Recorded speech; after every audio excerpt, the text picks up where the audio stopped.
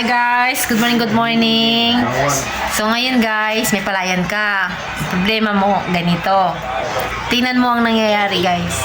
Hanggat hindi nabubulok yung dayami, ganyan ang nangyayari. Pag hindi inangat yung ngipin yan, hindi yan makakadaloy, hindi makakapagtuloy-tuloy. Dahil nagkukumpul-kumpul na yung dayami. Pag nagkumpul-kumpul yung dayami guys, iaangat niya yung ngipin yan para makatuloy-tuloy siya. At dahil dyan guys, hindi po nagiging maganda yung level ng lupa. At pag hindi naging maganda yung level ng lupa, marami pong problema ang mangyayari dyan. Una, kapag hindi nabulok yung dayami, ang problema natin yung kuhol. Kasi gustong-gusto ng kuhol yung acidity ng lupa. Patuloy na nagbibigay ng asim yung lupa dahil sa katas ng dayami. At siyang pinaka-energy ng mga kuhol na nandyan sa ilalim ng lupa natin. Kaya kapag kayo nagpatay ng kuhol, parang hihilamos lang niya yan. Dahil pag natamaan siya ng chemical, pag bumaba dun siya sa lupa, nabubuhay siya ulit. Yan po yung nangyayari.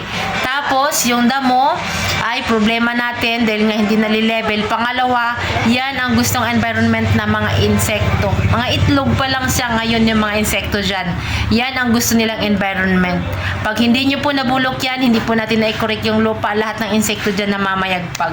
Kaya katakot-takot po na pag-i-spray ng insecticide, ng pesticide, ng kung ano pa man dahil namamayagpag ngayon ang mga itlog ng mga bacteria dyan sa lupa natin. Panahon po ng paglilihi ng palay, pag sasapaw ng palay, lalabas yung mga insekto. Kasi, kaya sila lumalabas kasi yun yung pagkain nila. Doon siya nagiging active o doon sila nabubuhay.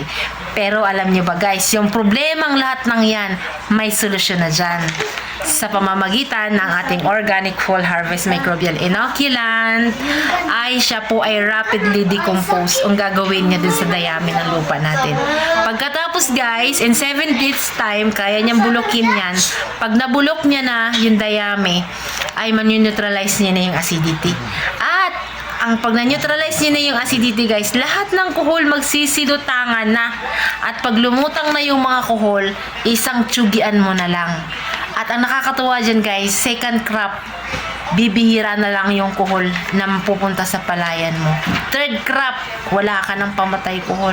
Even second crop, wala ka ng pamatay, hindi ka nagagamit ng pamatay kuhol. Transition lang tayo, tandaan nyo. Transition tayo, isang beses kayo magpapatay ng kuhol. At ang pangalawang isa pang masusolusyonan ng ating organic full harvest ay yung buto ng damo. Kayang-kaya niya rin bulukin yan. Napakamahal po ng pamatay ng damo ngayon. 1,600, 1,700. Ay, pang damo lang yun. O, diba? At, yung damo niya ba, napapansin niyo parang may kahoy na dyan? No? Nagkakahoy na, tumutubo na. Parang hindi na siya damo. Dahil habang tumatagal, nagtataas din yung dosage dapat ng pamatay damo natin para mamatay siya. So, bili lang tayo ng bili. Magmula sa kuhol, sa damo ng paulit-ulit, sa kuhol ng paulit-ulit. Grabe yung problema. At ito yung malupit guys. Yung uod, yung atangya, yung borer, saan ang gagaling? Dyan din, sa lupa natin. Napakaraming bakterya dyan. Na hindi naman nagigising yung bakterya pag hindi ka nagtanim ng palay. At pagka yan po ay naglilihi ang palay mo, nagsasapaw ang palay mo, lalabas lahat ng sakit dyan. Kasi sa ngayon, nabubuhay yan lahat ng itlog dyan. Ready na bupuksa sila kapag ready na yung pagkain nila. So, ibig sabihin, hindi sila mag-activate hanggat wala yung kakainin nila. Ganon sila ginawa ng scientist. O, diba?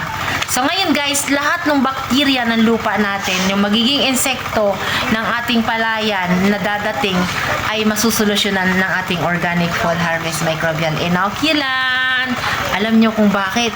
Dahil ito ay mga good bacteria, mga live microorganism. At ang malupit dyan guys, mga 3-star general yan. Pag sinabing 3-star general, mga makapangyarihan, lahat ng microorganism under niya. Ang daming trabahante dun sa lupa mo.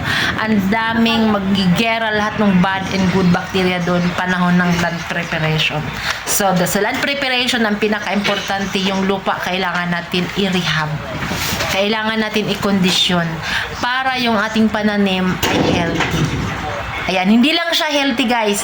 Even transition period guys, maiiwasan nyo na ang paggamit ng insecticide, pesticide at herbicide. Sundin nyo lang ang protocol ni Ricky Brown. So, diba? At nakakapa-harvest na tayo ng maraming farmers ng zero chemicals. At even sa kuhol, hindi na gumagamit. Sa damo, hindi na gumagamit. Pang-uod at ang yaboril, hindi na gumagamit. At ang nakakatuwa dyan, guys, yung dati nilang 12 bags na synthetic, guys, naging 8, naging 7, naging 6, naging 3, at pwede nang nawala dahil naglagay tayo ng mga organic materials. Ibig sabihin, organic materials inilagay sa land preparation at binulok ng ating organic fall harvest microbial inoculant para yung consistent na binibigay na nutrients ng lupa para sa halaman natin. Hindi katulad ng synthetic, guys, 2 linggo lang, 1,800 ang sako, 2 linggo lang yung visa. At ang malupit pa dyan, kulang ang isang sako para sa 1 hektarya. O, di ba? So, guys, alam ko, alam niya yan. Higit sa akin, mas marami kayong alam. Kaya lang, guys, etong bagong technology natin ngayon, 2024 na tayo, guys. Click nyo po dito sa playlist natin. Napakarami na farmer nagsasabi na hindi na sila gumagamit ng lason sa kanilang mga palayan, sa kanilang mga gulay at sa hindi po tayo nagamit ng anong lason sa palay. Tama po baga? Oo, wala. Gutarya, for land preparation, 2 kilo ng microbial inoculant. At magkukonsume ka ng 3 kilo microbial inoculant hanggang harvest na yun. So PM ka lang po kung interested ka. At maliban dyan, guys, may root and leaf fertilizer pa tayo na pinaka-maintenance natin para tuluyan na tayong magtaas pa yung harvest natin. Kasi napakataas ng calcium, boron, and zinc ng ating foliar, guys. Kakaiba. At biruin mo yung 1 kilo, 1 litro nun, guys. May spray mo hanggang 3 beses, hanggang 4 na beses sa 1 hektarya. At yung harvest mo, guys, napakatindi. Ang taas ng recovery. O, diba? So, sa mga interested, PM lang kayo. At assist nyo lang, i-assist namin kayo sa ano man ang inyong mga pangangailangan. So, that's it for now, guys. Follow for more!